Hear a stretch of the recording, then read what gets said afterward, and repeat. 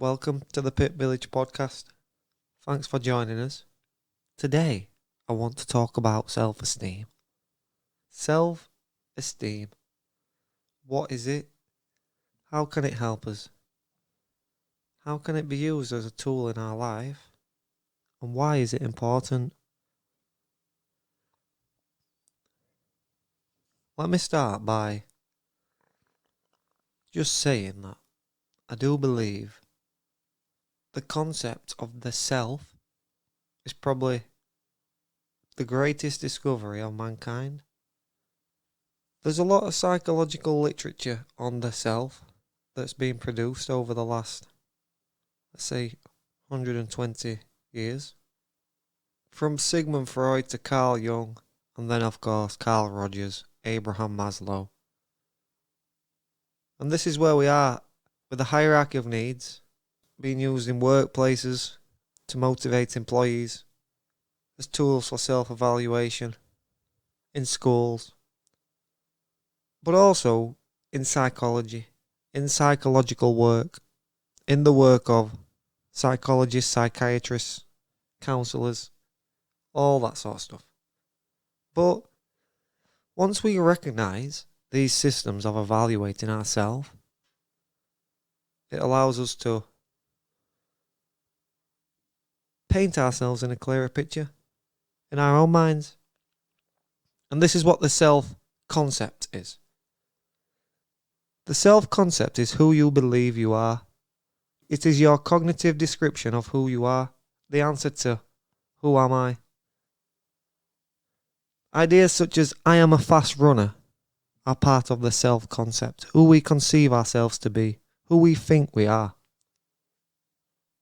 Self-esteem is how we feel about ourselves and what we think about ourselves. So the self-concept is who we believe we are. It's the answer to the question, who are you? Who am I? But the self-esteem is how you feel about yourself and what you think about yourself. It is your subjective evaluation of your own worth. What are you worth in this world? And beliefs and statements such as I am unloved or I am worthy, coupled with the emotional state that brings, is your self-esteem. And then of course we've got self-awareness, which is what a person consciously knows about his character, feelings, actions and desires. It's the extent of which your self-knowledge is defined, consistent and currently applicable to your actions or attitudes, if you want a precise definition. Your self-knowledge is your answer to what am I like? And how do you know that? You know that through self-evaluation, which is not so good. You don't really know yourself too much. You can't evaluate your own actions. You speak louder with your actions than you do with your words. And other people have the answer to what am I like? Listen to others. Take on their feedback. And that increases your self-awareness, of course. And then you've got self-schemas. So a self-schema is a long-lasting belief that is based upon your experience in the past. Usually, this comes with self-characterizations. You will say, I am an extrovert. At a party, I do this and I do that. What was I like last weekend? You ought to have seen me. So it's a long-lasting belief about yourself based on the experiences that you've had in the past. Summarizes yourself in your beliefs. So where are we? We've got the self-concept, who you believe you are. Got your self-esteem, how you feel about yourself and what you think about yourself. Your self-awareness is what you consciously know about your character, feelings, actions and desires. Self-schemas are long-lasting beliefs about yourself based on your experiences in the past. Self-characterizations. Self-knowledge is your answer to what am I like? But we're here to talk about self-esteem, how you feel about yourself, what you think about yourself, your self-worth. Your self-esteem is your self-worth. when somebody talks about self-worth, they're talking about self-esteem. There's a couple of distinctions there between self-worth and self-esteem, but that's up for debate. Your self-esteem is how you feel about yourself and what you think about yourself. Why is self-esteem so important? They say that people with a high level of self-esteem, a healthy level of self-esteem, firmly believe in certain values and principles. They're ready to defend them when facing opposition and feel secure enough to modify their values in light of new experiences. So they're able to act accordingly to what they think to be the best choice, trusting their own judgment and not feeling guilty when others do not like their choice. They fully trust their capacity to solve problems, not hesitating after failure or difficulties. They ask others for help when they need it. They consider themselves equal in dignity to others rather than inferior or superior, while accepting differences in certain talents, personal prestige or financial standing. They understand how they are an interesting and valuable person for others, at least for those with whom they have a friendship. They resist manipulation, collaborate with others only if they seem appropriate and convenient. They are able to enjoy a great variety of activities. They're sensitive to feelings and needs of others, respect generally accepted social rules, and claim no right or desire to prosper at others' expense. High self-esteem is really important, and it allows you to do a lot of things in life. It allows you to be happy. Now, low self-esteem, it hinders us lives when we've got low self-esteem, and I suffer from low self-esteem, or have in the past. I'm trying to improve upon that over time, and I have. It says low self-esteem can result from various factors, including genetic factors, physical appearance or weight, mental health issues, socio-economic status, significant emotional experiences, social stigma, peer pressure, and bullying. It says a person with low self-esteem may show some of the following characteristics: heavy self-criticism and dissatisfaction, hypersensitivity to criticism with resentment against critics and feeling of being attacked, chronic indecision and an exaggerated fear of mistakes. They've got an excessive will to please others. Also leads to perfectionism, which is very interesting. There's also neurotic guilt, which is dwelling on or exaggerating the magnitude of past mistakes. Floating hostility and general defensiveness and irritability without any proximate cause. Pessimism and a general negative outlook. Envy, general resentment, and they see temporary setbacks as permanent. Individuals with low self-esteem tend to be critical of themselves. Some depend on the approval and praise of others when self-evaluating and evaluating their self-worth. How many people do you know in your life who have got low self-esteem? And have you got low self-esteem? Do you rely on the appreciation of others? There is some classifications for your self-esteem. So there's the shattered, there's the vulnerable. There is some classifications for your self-esteem. There's the shattered, the vulnerable, and the strong. Now, the shattered self-esteem does not regard themselves as being valuable. They become overwhelmed by defeat or shame and see themselves as somebody who's not to be dealt with. Vulnerable people, they've got a general positive self-image. However, the self-esteem is also vulnerable to the perceived risk of an imminent defeat. So they're anxious and they often use defense mechanisms.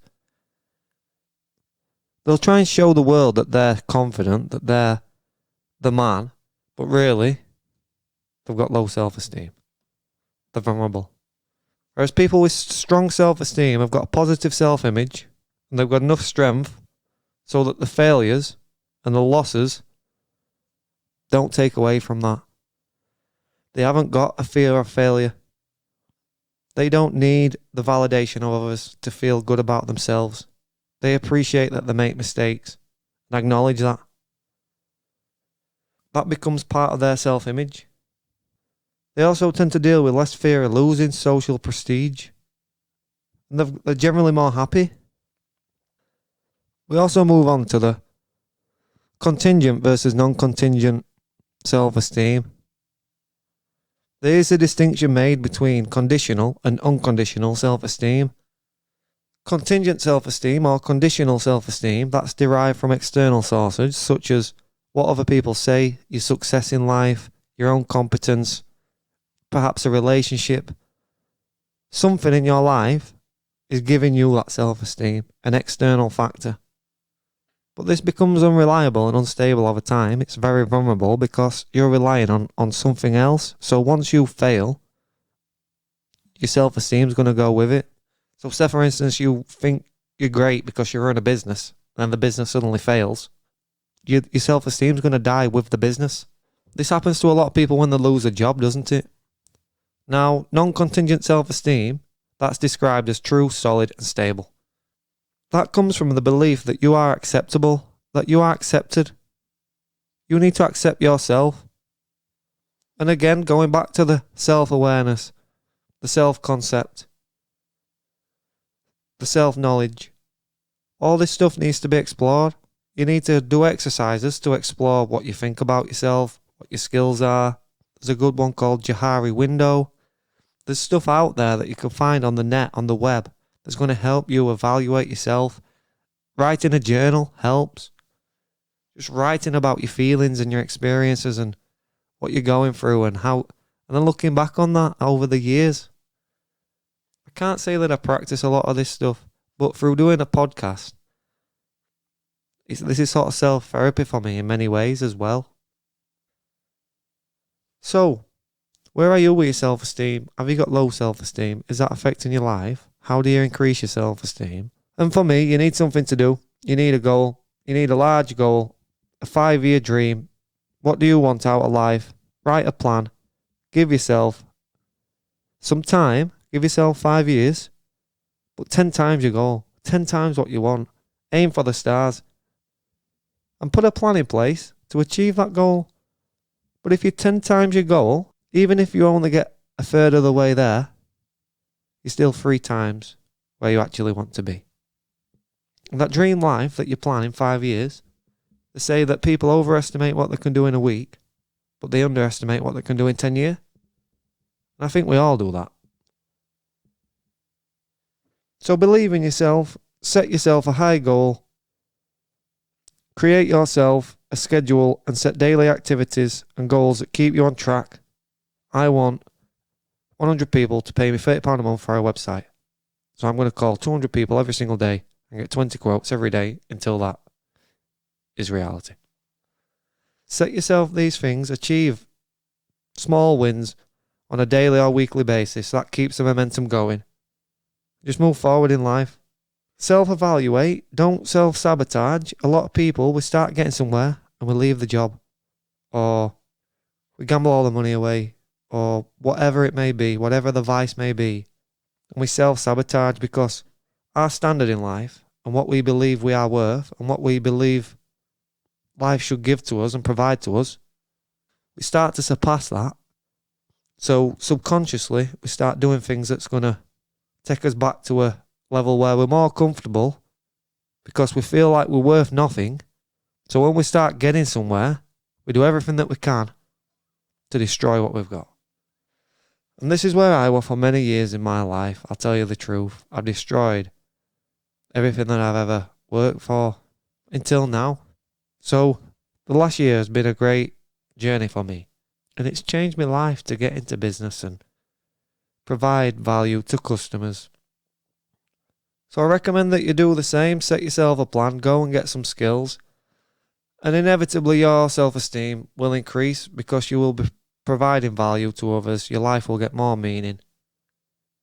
And you can continue to invest your time and money into new ventures such as podcasts or whatever it is you want to do in life. And build yourself a life with purpose. Self-esteem, it's an interesting one. Again, I do believe that the discovery of the self is the most important discovery of all time. So self-evaluate. Think about where you are currently. What do you think about yourself? Answer the questions of the self-concept. Who are you? Self-esteem. How do you feel about yourself? Self-awareness.